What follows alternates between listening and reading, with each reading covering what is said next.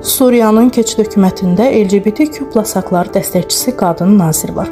Əşşara rəhbərliyindəki hökumətin Nazirlər Kabineti açıqlanıb. Bu kabinetdə ən çox diqqət çəkən şəxs Əmək və Əhalinin Sosial Müdafiəsi Nazirliyinin rəhbəri təyin olunan Hind Kabalvat olub. O, keçid hökumətindəki yeganə qadın və xristian nazir olmaqla yanaşı LGBTQ+ haqları dəstəkçisi kimi tanınır. LGBTQ+ haqlarını dəstəkləməsi səbəbindən Elton John AIDS fondunun fəaliyyəti Rusiyada qadağan edilib.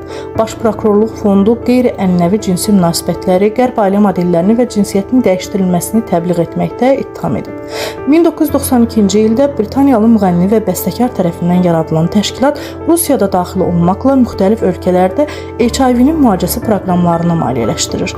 Fond həmçinin Rusiyada illərlə amansız təqiblərlə üzləşmiş LGBTQ+-ları müdafiə edib.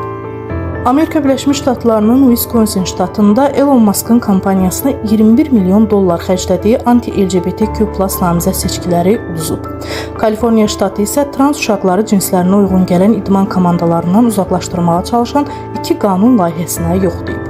Hazırda bütün ölkə üzrə Trump əleyhinə etiraz aksiyaları davam edir.